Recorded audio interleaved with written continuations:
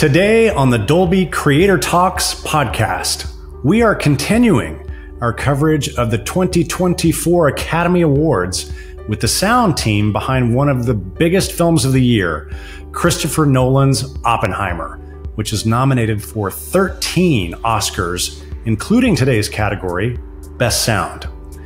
The four gentlemen joining us today are certainly no strangers to the Academy Awards. Sound designer and supervising sound editor Richard King has been nominated 8 times, including 2 this year, because he supervised not only Oppenheimer, but also Maestro. He has already won 4 Academy Awards. Re-recording mixer Gary Rizzo has 6 nominations and 2 wins, both for his work previously with Christopher Nolan. Oppenheimer marks re-recording mixer Kevin O'Connell's 22nd nomination. He's now looking for his 2nd win. And 2-time Oscar-winning production sound mixer Willie Burton is celebrating his 8th nomination. So what was it like for this all-star sound team to work with director Christopher Nolan, who is known for being very particular about his films are shot on film and also how they are recorded, which he prefers to be as organic and practical as possible. And that was no small feat for a movie that depicts the inner life and the mind of the brilliant father of the atomic bomb, J. Robert Oppenheimer. So I wanted to start the conversation by asking Richard King about the possibilities that opened up for the film's sound design with that decision to be inside Robert Oppenheimer's mind, who can see and understand the universe on a subatomic level.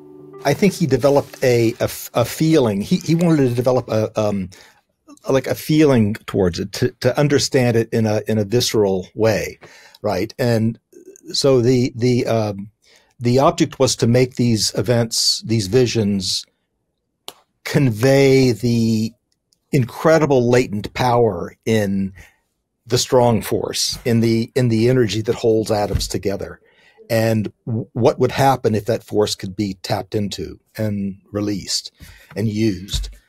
So, you know, we didn't want to use small microscopic sounds for these events. We wanted to use galactic events, huge events, so that you weren't sure if you were looking at planets and celestial bodies interacting, or if you were looking at quantum particles interacting. And we used a whole variety of naturally recorded sounds. I don't really want to, name specific things, but it was just a search basically to convey that notion of this incredible latent power that ultimately we see in the Trinity test. When a sphere of plutonium, of metal, basically the size of a softball, causes that 20 kiloton explosion, it's quite amazing to think about that's the explosive.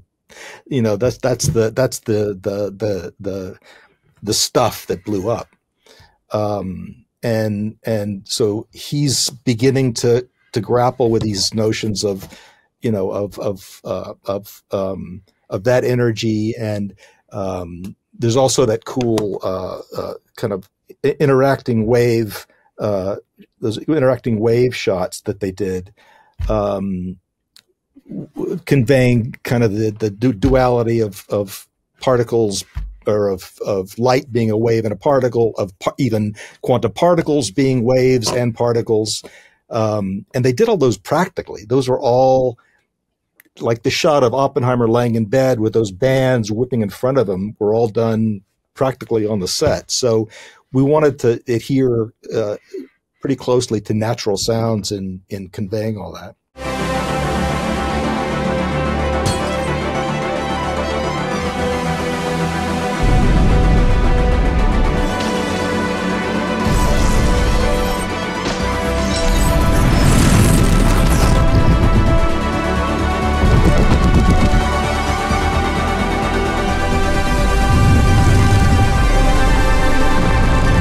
So you guys have all worked now on multiple projects with Christopher Nolan. So I'm just kind of curious how the process works in working with him.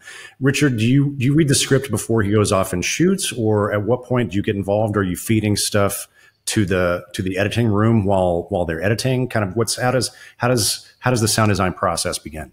Yeah, I usually am invited to read the script before he goes off to shoot. We have a conversation about the film, but also about practical matters and logistics and timing of things.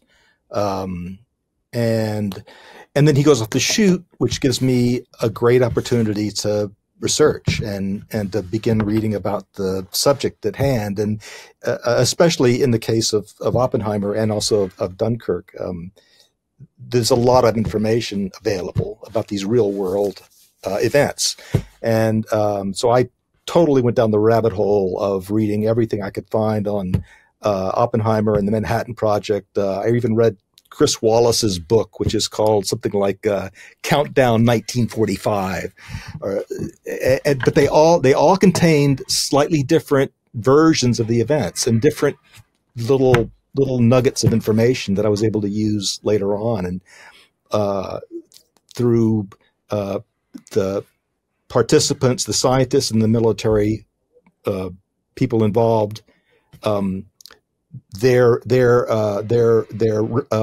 description of the Trinity test, for instance, was really interesting, and they all mentioned sound in some way that was kind of unique and interesting, and sometimes using the words that you wouldn't expect to hear. So it was a really unique experience to them, both visually and sonically, and yes, and then I generally actually start the film about the time they stop shooting, and start sending me scenes or reels. And then how it works is we never do a spotting session. I just start sending the material, and then I get feedback from Chris. So it's an evolutionary process, and a much more efficient, I think, than having an abstract conversation about sound and trying to like paint yourself into a corner that maybe later on you'll have a better idea. But if you've had this blueprint that you feel like you have to adhere to, then often the best ideas are never explored because you're not thinking about options or alternatives. And then Gary and Kevin, for you guys, are there temp mixes? Does Chris Nolan do? I mean, at this point, he's earned the right from the studio not to do test screenings unless he damn well wants to do a test screening. So what is that process? Or do you guys just kind of start pre-mixing and mix the movie? The true answer to that is that temp one, which is the director's cut of the film, not that Chris doesn't get final cut, but his initial build of the film, the one that he shows to the studio for the first time, that is the foundation of the final mix. That is, we're in the era of mixing progressively. So temp mix 1 leads to 2, leads to 3. If there is a 3, which leads into the final, there's no work that is really left behind unless we choose to modify it or leave it behind. But that first temp mix is a really important temp because it really is the foundation of what Chris's intentions are. Certainly a lot of the design work has been presented to Chris from Richard, as he mentioned, and we're getting the first pass at score that our composer has delivered to us. And so a lot of the big picture building blocks are put together, and that's really the stage where Chris can begin to feel out what's working and really what needs more time spent, or whether it's more music or more resources or more thought than anything else. That first temp is really crucial. There are typically 2, sometimes 3 temps, rarely a 4th. I don't actually know if we've ever had a 4th, but the first one is the crucial one. And it's usually about 8 days. Sometimes there's a 9th day, which is for nowadays, that's a lot of time for a temp. Most of the temps that I work on, I can't speak for anybody else, are 2 days or 3 days, but it's an important one for Chris, and we allocate 9 days for it. The only thing I would add to that is that that was a 3-hour movie, so I think 8 days was probably appropriate for that first temp mix. And there are no pre-dubs. You go, that first temp mix is your beginning stages of the final mix, and then you do, like Gary said, maybe 3 at the most, 4 if we did that temp dubs, and then you just start the final mix. Everything remains in unit form. Kevin's absolutely right. There are no pre-dubs. So everything is in its original unit form going forward. We never exclusively take time on the dub stage per se to work on one department of sound exclusively without anything else. We're always working in the big picture where all of us are present and everything is looking at what would be final presentation. Of course, a lot of time is spent in editorial creating premixes of the sound effects. We couldn't do a temp dub in 8 days unless the sound effects were pre-dubbed. But not for dialogue, though. Dialogue typically comes out of Willie's... Dialogue is raw. Yeah, dialogue is coming out raw, but expertly cut by Dave Bach. If we can give Dave Bach a shout out, Dave Bach and the dialogue department, they take very good care of me, and we're just constantly tweaking and building, constantly building all the way through. And when we do get beyond the temps, when we get into our final mix process, it's 6 weeks. For the past several films, it's been 6 working weeks where the workflow is we start on Monday, wherever Chris feels like we need to start. And then we work through Thursday, end of day, and Friday morning. We will screen the movie in its entirety from beginning to end, whether it's on the lot in a screening room or whether it's in a screening room somewhere in the world, somewhere in Los Angeles, usually, because that's where our dub stage is. But we will every Friday take a look at the film, and after we screen it, we'll talk about it for a little bit. And then Friday after lunch, we fire it up again. We go back around the horn, and we do that for 6 consecutive weeks. That's a really interesting process because obviously, most of the time on a film of the size and scale of, one of these pictures, Gary and Kevin, you guys would split off and you'd be in separate stages for a couple of weeks, pre-mixing effects and pre-mixing dialogue, and then you'd come together. So I'm kind of curious from a creative standpoint, do you feel like this approach is better? Like, how does this, and why wouldn't more filmmakers want to adopt this kind of approach? For me, whatever works best for Chris is what works best for me. And that's his process. And I'm very respectful of his process. One of the things that is a huge advantage of that is watching the movie every single week and getting a feel for how that is. Generally in mixes, we don't do that until the very end. And then we have a day and a half to fix it. This way we get to see it every single week. And then we spend the next week refining what is and what isn't working. And, Chris kind of decides, what he thinks he would like us to focus on that next week.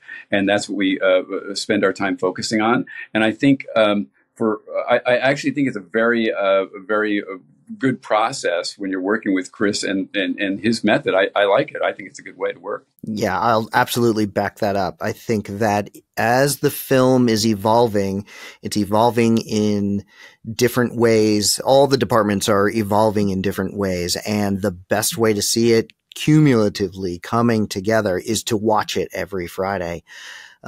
It's the best way to know how your movie is going, is to watch it as much as you can. And once a week feels really good, especially when you have a 3-hour movie in front of you. It feels like you are hustling all the time, which is really good because I think that encourages you to go with your gut. It encourages you to think quick, but think thorough and go with your gut instincts. And of course, I'm always looking over at Richard or to Kevin and say, do you think this idea is good if we could do it? And, I'm getting the same thing back from these guys.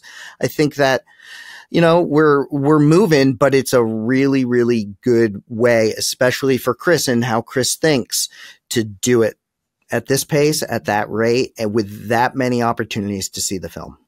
And plus, it was a 3-hour movie. I don't think we rarely worked any overtime. I mean, you rarely work. We may have picked up one Saturday if we worked at all. Generally, it's no overtime, and it's usually on.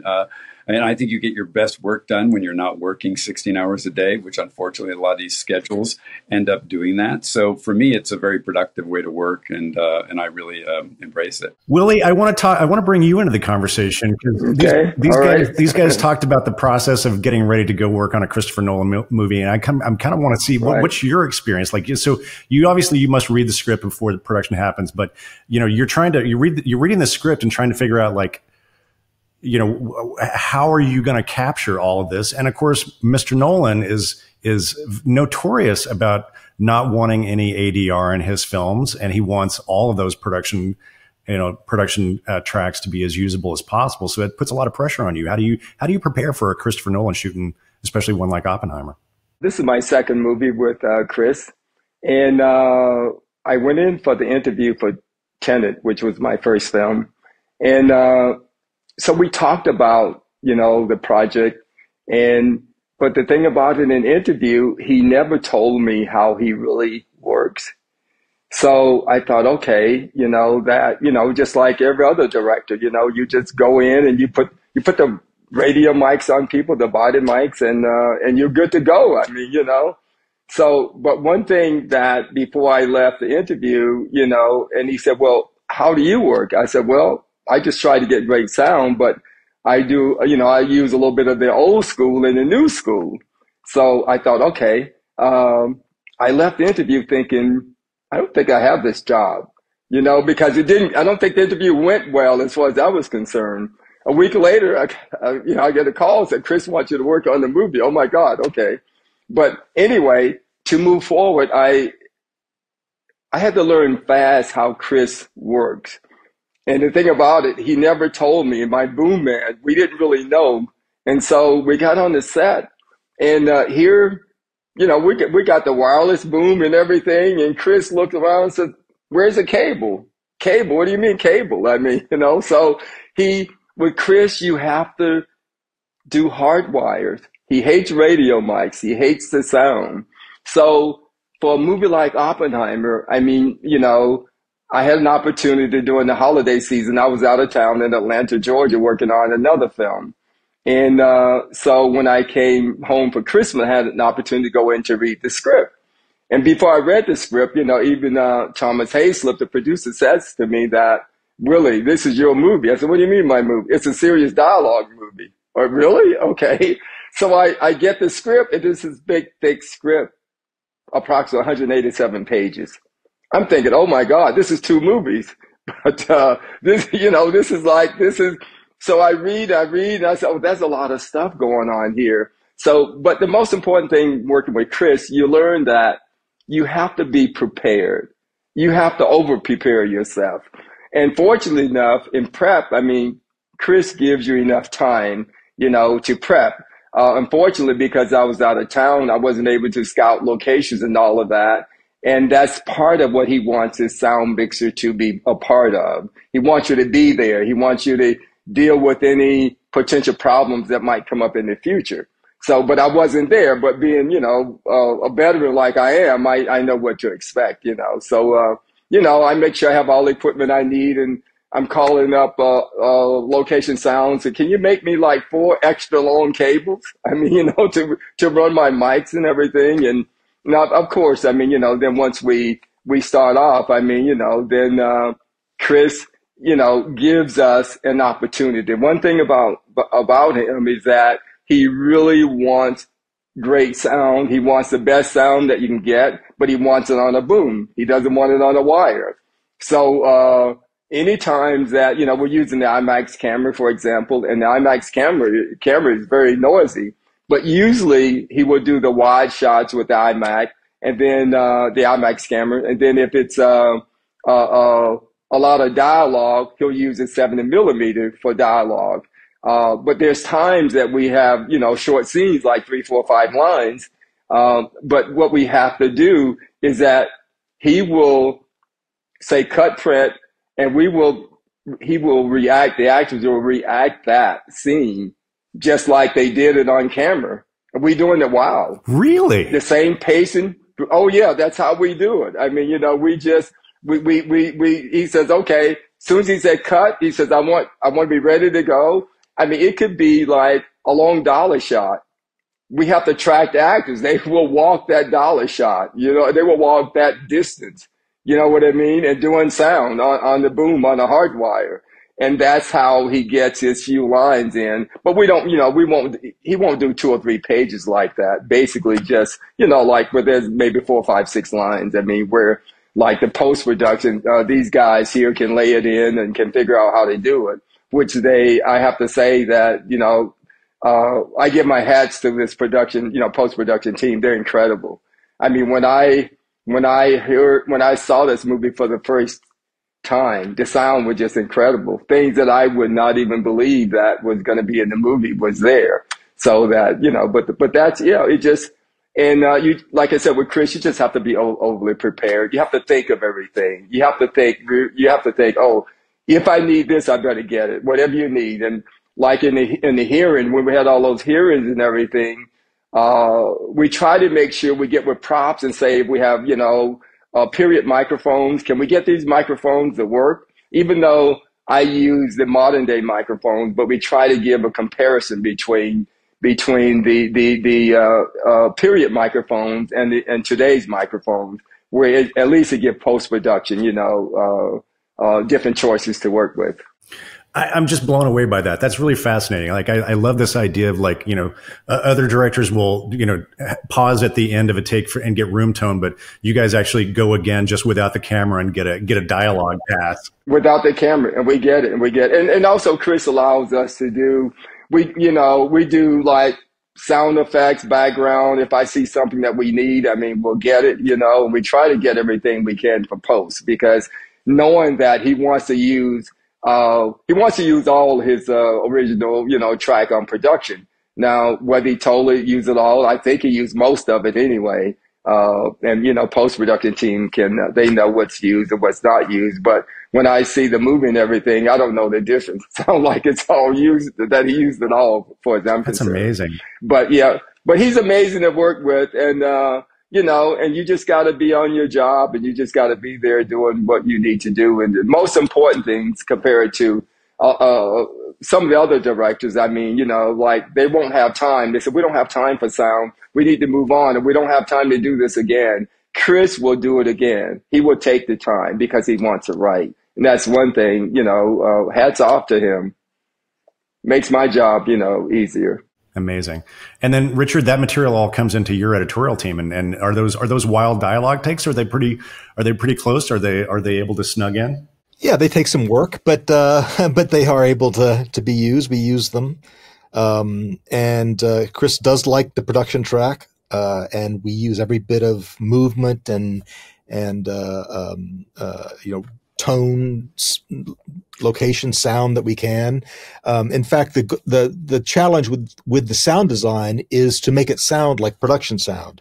That is, to not make anything sound too clean or too pretty or too, if it's too pretty, it's kind of going to stand out and not feel real. And he likes the tangible reality of that production sound that's recorded on set. And if we do any looping, it's sometimes it's a word, sometimes it's a word that can't be heard, or even a syllable. Even, they'll record the line, and then Dave Bach will like surgically work it, and Gary will work it. And, so it's the goal is to make everything you hear in the film sound like it was recorded on the day. And for me, also is that, I'm accustomed to, like, there's the actors are wearing shoes, and sometimes the shoes are noisy. They're walking on hardwood floors or whatever. So I'm used to putting carpet down. We put carpet down and stuff. And Chris says, take that carpet out of there. It's like, what do you mean? It's too noisy. No, he said, no, remove that carpet. I want to hear. Well, Chris, some of the lines, they're buried in the noise. So, but he gives us a break. He works with us, I have to say, because there was one scene that, they're standing on, the actors are standing on top of the steps, and all the other actors are walking down on the step, pounding all this noise. I said, Chris, no, this really doesn't work. I've got to fix this. So he did let me carpet each step to soften it. But he knows, but he's, no, take that carpet out of there. So it's funny when I hear him say that, because we're just trying to make it better, but he wants to hear the footsteps and everything. I feel like you guys kind of got a little bit of a double whammy on this film, because obviously you got the IMAX cameras, which I think, Gary, I heard you one time describe them as sounding like a lawnmower engine, like on the set. and then the 65 millimeter Panavision cameras as well. But you've also got Cillian Murphy, who's a very soft talker. I noticed that again, when I was watching the film again, thinking about the preparation. He is not an actor he's not projecting for the back of the house. So I mean, obviously you get a great intimacy from that, but it makes that even more challenging, for you and all the way through to Gary to mixing those dialogue tracks. Well, absolutely. I mean, for scenes like that with him, we use a shotgun microphone because we sort of have to. We use a cement to try to pull him out. And, and the mic, it's pretty good at pulling, the low levels out. It's not what I would want, but at least that we make sure that it's good enough to use. And post-production just enhances from that point on. But the Fuller Lodge scene in particular is a really interesting example because for, I'll say, at least 4, if not 5 of our final mix weeks, the dialogue track that was in the Fuller Lodge scene was a wild dialogue only track that Willie was talking about earlier, where the camera wasn't rolling. And we had that in for a very long time. And then it was really right at the end that it just was an itch that Chris wanted to scratch, where he was like, all right, let's get the sync take. And we pulled up the sync take for Cillian at the podium, and it's just smothered in IMAX. And, but we worked it, and, there's a lot of new tools that have come out. At the time when we were mixing it, we wrapped our show in January of 2023. It's funny that the development of a lot of the noise reduction software came out between like March and April of 2023, and between March and April and September. So we didn't have a lot of the tools that actually are accessible today, but there were a handful of these software-based tools that we used to suppress as much as gently as we could to salvage that synchronous take. So the one that's in the film now is the sync take that Willie recorded when they were shooting the picture. And in some of that sequence, not only is it shot in IMAX, but there was a practical effect of the projector of the wall behind Oppie warbling, which was there was another projector running on top of the IMAX camera. So we're compounding our noise here. Like that was a situation, but it's like any other challenge in the mix. And if, we all kind of put our heads together and tried to figure out what was the right answer for that particular puzzle. Chris isn't always bothered by that noise either. Sometimes we integrate that into the track because he believes sometimes it adds tension. And so sometimes we intentionally leave in. We don't, in other words, Gary isn't said to take it all out. It's taken out in, increments at a time until Chris feels it may be adding to the scene in a way that's positive. And it's done on the dub stage. It's not taken into a pre-dub stage. It's not put under the microscope somewhere else. It happens live where Chris can kind of respond moment by moment, tweak by tweak as we, little baby steps of noise reduction to decide how far is too far. Like Chris is part of that decision making. I'm glad you brought up the Fuller Lodge sequence, Gary, because, longtime listeners of this podcast know that before you get nominated for an Academy Award for sound, there's a preliminary round that you go through, which is the short list. And you're one of 10 movies that are invited by the Academy to come and present, basically a 10-minute reel of the work. And so I was really curious to see that, I think in some ways, probably the Trinity test scene would have been the obvious choice to submit as the showpiece sound sequence for Oppenheimer. But you guys decided to not do that. You went with this lodge scene. And so I'm just kind of curious, maybe Richard, you can talk about, to me, there's so much going on in that sequence from a creative sound design perspective and the use of sound to get into the subjective perspective of Oppenheimer's mind. And just tell me about like the rich possibilities for sound of that sequence and why the team ultimately decided that was the proper showcase for the best of the work. It's one of the moments, one of the scenes of the film where we really get inside Oppenheimer's head and experience his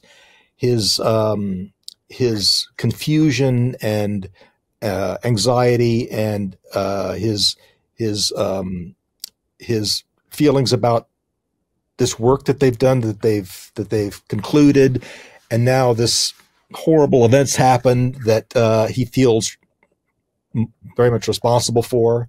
And that was actually the first bit of the film that I saw, was one of the takes of Killian at the podium. I was asked to attend the last day of dailies, which was here. They were back in LA by then. The last day of dailies was here at the lab. And he just wanted me to start thinking about what sounds we could use for that that shaking background, that sense of Oppenheimer becoming ungrounded, kind of unmoored, and having a bit of a panic attack, really. And so it's very much from his point of view, from his through his eyes, through his perspective in that moment.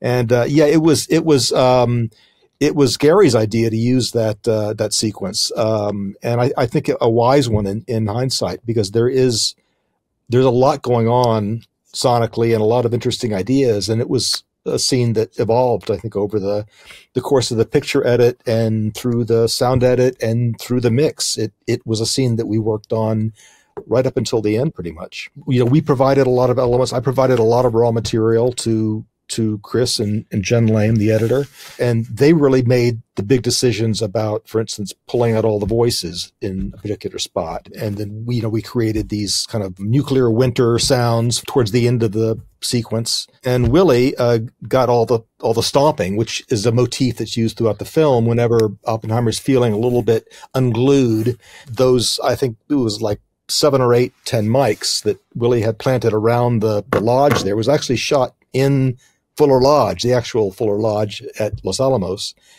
And we added some Foley details, and we added some low end thumpy kind of emphasis to the stomps, but all of that is production. And then the scene just evolved as we tried to make it more. It's really a horrifying sequence and kind of a nightmare sequence to me, and that's, I think, what ultimately Chris was looking for, both with the sound effects and with the music. I would love for you guys to talk a little bit more about that exploration and how it landed on where it did. I think a more traditional approach to even that kind of like internalized, kind of getting disturbed feeling from him would have been, to play with the mix and muffle the sounds and kind of get into a little bit of his agitated state. But it was sort of a genius move to kind of pick and choose isolated sound elements, but play them incredibly clean and clear, the way your mind almost kind of does when you get in a super stressful state and you just pick specific things out. I'm just fascinated about that sequence, and I feel like you kind of did it again, like you had done that previously in the moment at the Trinity test scene, right? In that moment of silence before the shockwave hits them. So I'm kind of curious, like how that approach came about and how you all landed on it. Well, of course, the Trinity test scene was that's physics. He was being accurate to the distance, being accurate as far as the distance from the bunker to the tower. But it's interesting in the Trinity scene also, I think it takes the audience back, and it's surprising how many people comment upon that silence, which I think if they were there in the moment, they would viscerally understand. Oh, it's the tower's 10 miles away, so I'm not going to hear it yet. But in a film, you expect to hear the bang when you see the flash. So I think it kind of gives the audience a moment of confusion, and they're kind of in shock and awe, like Oppenheimer and the rest of the observers are. And the bang is basically the conclusion of the event, right? That's the moment where, oh, it worked and we're still alive and the world didn't blow up. And that's kind of when the celebration starts.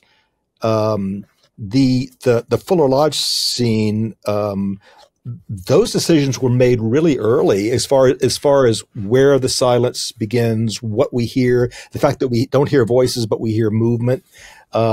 Those decisions were made by Chris and Jen in the editing room. That was in their original, work tracks.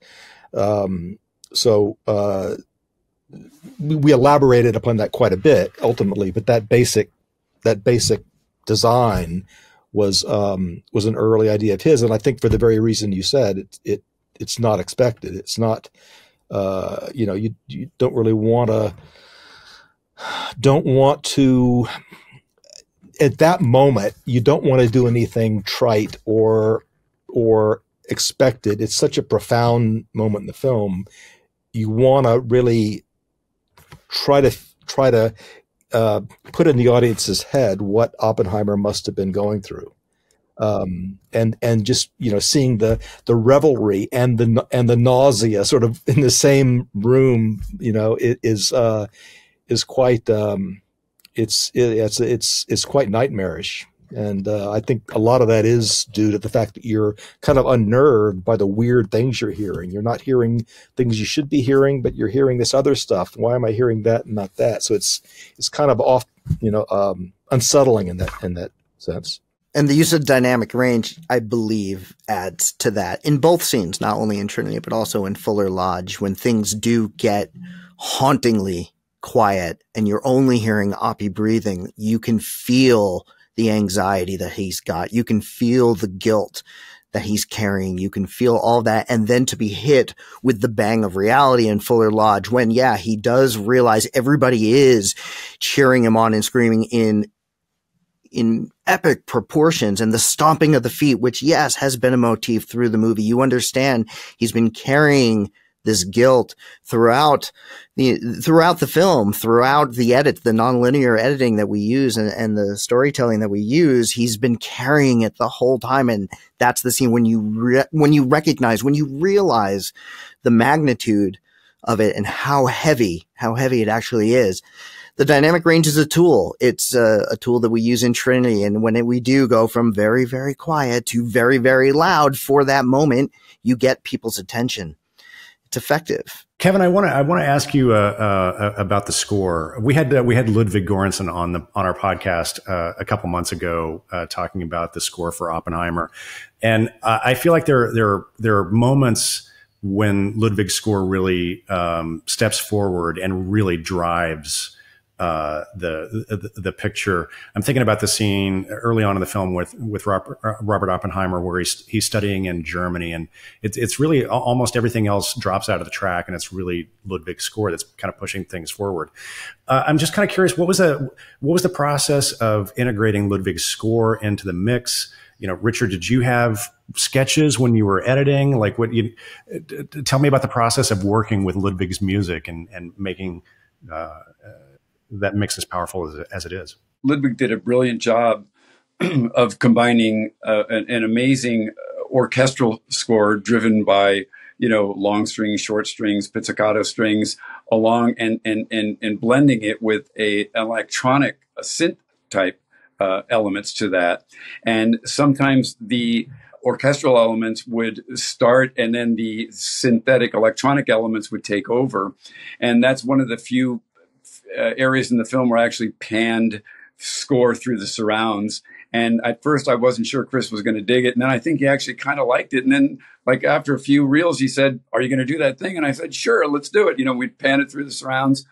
And listen, man, that Trinity test is all, not just the sound effects were great too, but Ludwig, the buildup in that score, in that Trinity test was amazing. And obviously, you have to start here and we have to end here and we have to hear all the bits and pieces of dialogue in between. So that was a pretty challenging thing, but very rewarding in the end. And we were very gratified about how that came out. When did the score show up for you guys? Did you have access to it before the mix? Well, Richard, while you were editing, or was that a late coming element? Yeah, there was a version of it. In fact, I think Lud was composing while they were shooting, and so they had a mock up basically of the music while we were editing, but honestly didn't refer to it that much. A full sound effects, sound design track can exist alongside a full music track.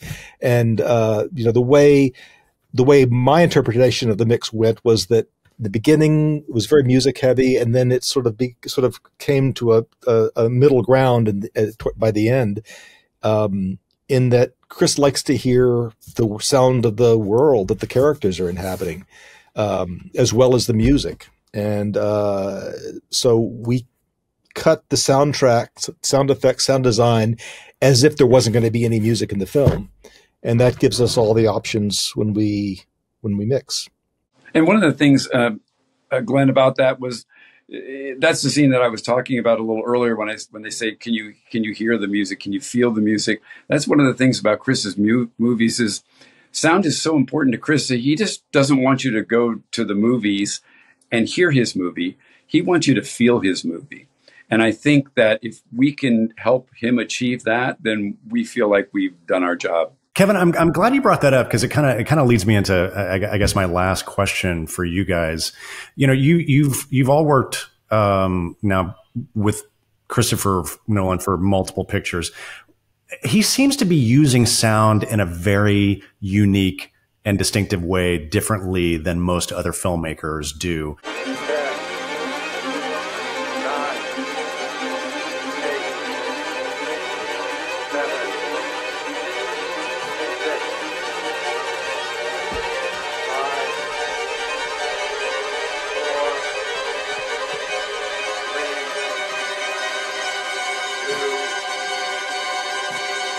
And I'm kind of curious, have you guys seen him and his approach to sound evolve over the years? Gary's smiling. He knows where this is. Like, you know, look, there have been the conversations out there about dialogue. And, you know, I tend to think of Nolan as using dialogue as almost like a sound design element, you know, and he's just thinking about this in a very different way than most filmmakers are. And I love the way that he plays with sound effects and dialogue and music. It's sort of like, you know, kind of, they're all leading up to the same thing. So I'm kind of curious, do you guys have conversations about that with him? Have you seen his approach to how he uses sound evolve over the course of the films that you've worked on with him? Yeah, I've seen it evolve. I mean, of the four of us here, I think I've been on the longest. I was on with Batman Begins all the way through. Richard came on Prestige, which was the next film after. And yeah, the process has evolved. And I think that just like any great artist, Chris's, you know, methodology and philosophy has been growing and changing. And that's an amazing process to witness. We joked around at least one movie, maybe two movies back about, you know, we get the masterclass in filmmaking. We're watching Chris make his films, and it is an honor to be present for that. Yeah, it's changed. It's changed over time, but I think that for every film that we do, we are applying a really unique perspective to it. We're coming at it in a unique way. We're not saying, well, here's what we did on the last one, and here's what worked, and here's what didn't work. We're coming at it with a real refreshed perspective and asking ourselves, if we're going to ask ourselves a question and have that conversation amongst our team, what does this film need? What are we going to do? What are we going to apply with this unique project to give it its own unique signature? And, you know, like any great artist, they're going to grow. And I've had the honor of watching it. And I don't know. It's kind of amazing. That's what's so fun and challenging and satisfying about working with Chris is that you don't have a blueprint, that you are really trying to do something new with every film. And that's the benefit of not doing a lot of talking about it. Just do it and respond to the doing. And, you know, it's not theoretical. It's what is emotionally impactful. That's the key important thing. And all of these elements, sound design, music, dialogue, they're all storytelling, tools. And, Chris wants to use them all to the max. Except for ADR. Except ADR. No, honestly, like if there's one thing that he's kind of, you know, grown, but this is an old news, really. He believes in that original synchronous production. That production is, he selected that take for a reason, and it's not one reason, it's for a lot of reasons. And the sound behind it is one of those reasons. And we're going to do everything we can to enable that to play. You know, that's our job. Even the group, we have for the last, well, for a long time now, we've recorded all of our group that's appropriate to record outside. We've recorded it outside, and you know, with the same perspective as would exist in the film. So the goal is to bring it in, and it's going to sound like production, and we work really hard to make the group not sound like group ADR, but sound like production voices. Yeah, more props to Dave Bach. He will not just mic them close, he will get midfield mics, he'll get far field mics. Dave Bach and Eric Potter. Eric Potter is the recordist on these adventures. And yes, uses a lot of microphones. That's all the questions I had. Any final thoughts before I wrap out and let you guys go? Thank you for having us. Yeah. Appreciate it. Yeah, thanks for having me too for the first time. Absolutely. Guys, congratulations on the Academy Award nomination and a fantastic film. Thank you guys so much for coming on the Dolby podcast. Willie, Kevin, Gary, Richard, always a pleasure to be in conversation with you. Thank you. Likewise. Thank you. Thank you. Thank you. Many thanks to Willie, Richard, Gary, and Kevin for joining us on the podcast today. And best of luck to them on March 10th at the 96th Academy Awards, which are going to be coming to you live from the Dolby Theater in Hollywood. You can still catch our panel's stunning work on Oppenheimer. It is playing right now in select theaters as well as streaming in Dolby Vision. And on February 16th, it is going to be coming to Peacock. You can find links to all of those and more in our show notes. And extra special thanks to our friends at Universal for helping us put this conversation together during a very hectic award season. And speaking of awards, as I mentioned up top, this episode is part of our continuing coverage of the Academy Awards.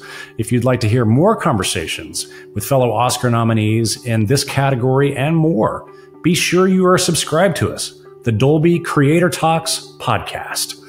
Many of these awards are tough to pick and predict, and we will continue to offer these in-depth conversations filled with unique insights into the work of each of these nominated films, which may make it just a little bit easier for you to fill out your Oscar ballot, whether you're an Academy voter or you simply want to do better in your annual office pool for the Oscars.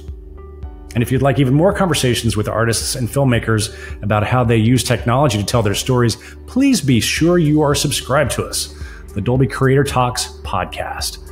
You can find links to our show on all the major podcasting platforms, including the video version on YouTube, in our show notes.